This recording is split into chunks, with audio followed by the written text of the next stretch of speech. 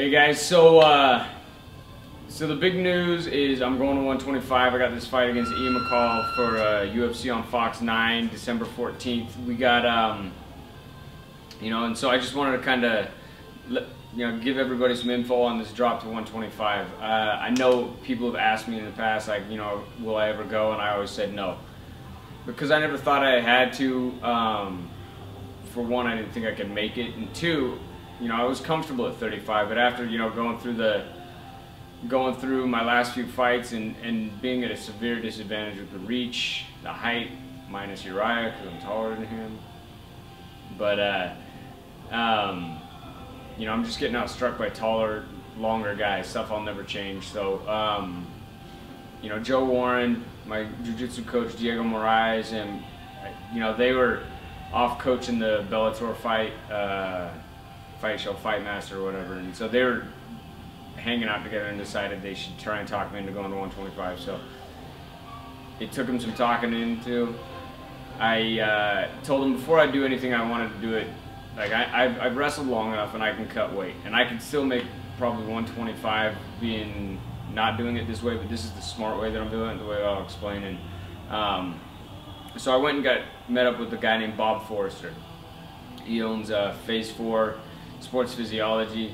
These guys sat me down and, they did a bunch of tests on me as far as, body fat test.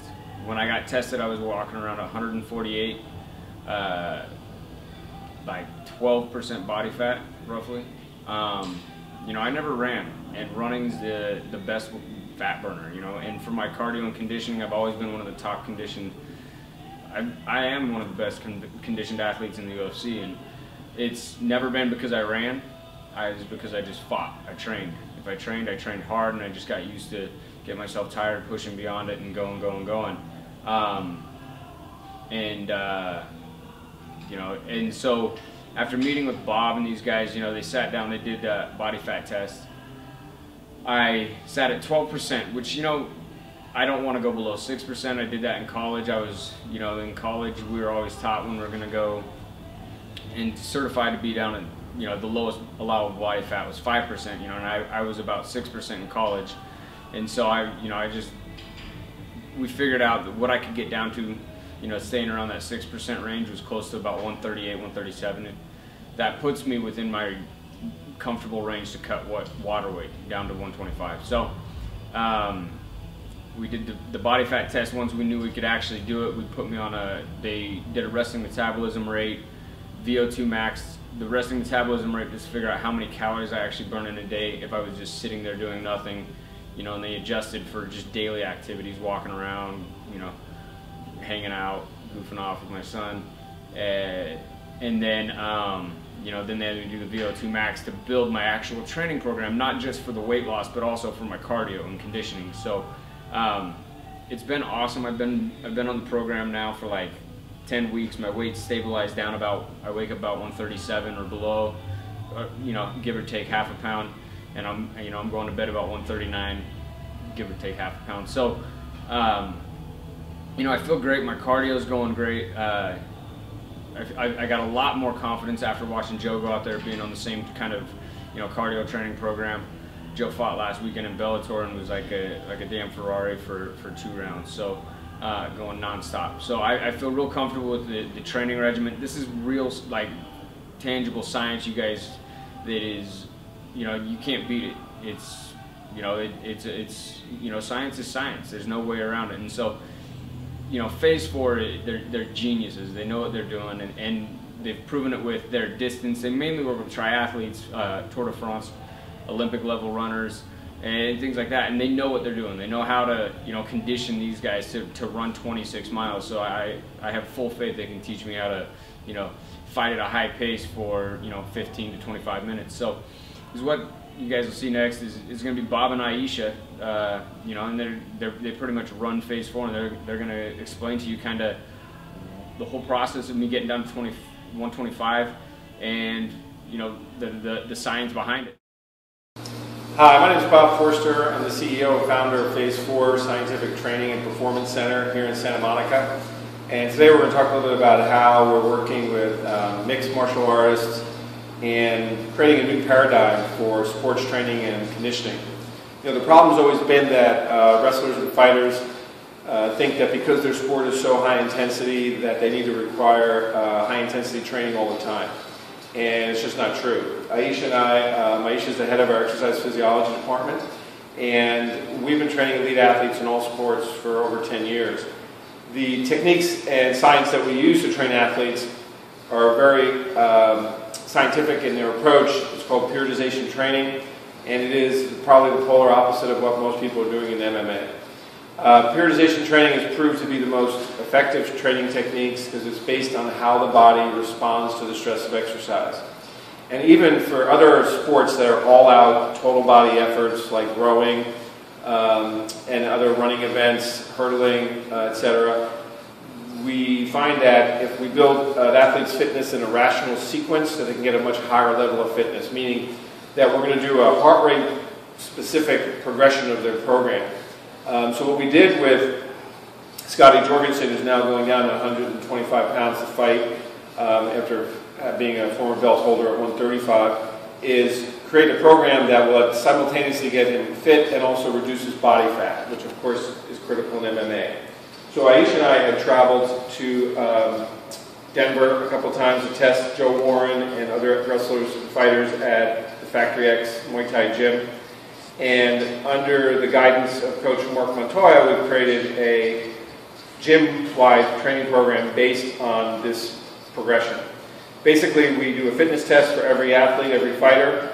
We find out where they're fit, where they're not in the spectrum of energy production, and we start building a better aerobic base. Aishea is an expert in exercise physiologist and helps guide them through their workouts and their diet, and basically it's heart rate specific training for all the components of MMA. So it's in the beginning of the cycle, we're trying to develop a fat burning metabolism. This is going to be the foundation of all their fitness, even the anaerobic fitness that comes later. And doing so, we're having them on their wrestling, their grappling, their striking, their running, and even their weight training is all done at a specific intensity as determined by their VO2 test, and that very heart rate specific training program gets progressed through the seasons.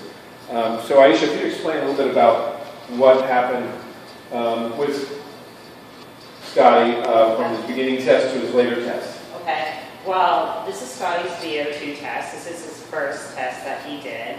And as you see here in this blue zone, that's where he's burning the most fat. So what we see is he's dropping in fat utilization at a heart rate of 110 beats per minute.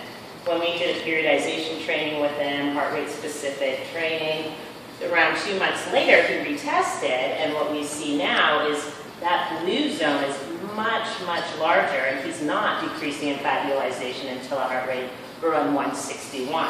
So if he's burning more fat at a higher intensity, he is going to be more efficient because he's not utilizing as much carbohydrate, and he's not burning out as quickly because he's using less or building less lactic acid. Okay, and then his recovery will be better in the long run. So in a nutshell, we want to train fighters to be able to do more work at in a fat burning zone. The benefit of that is they're not burning carbohydrate and not producing lactic acid.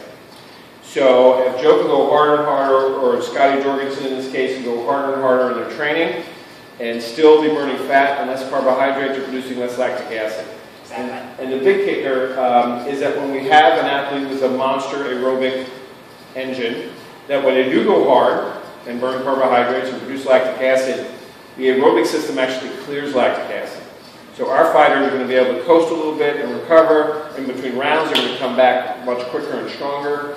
And then, as we said, the third great benefit of all this is that they're naturally going to be burning more fat. We call this a better butter burner. And therefore, their weight comes down naturally. Exactly.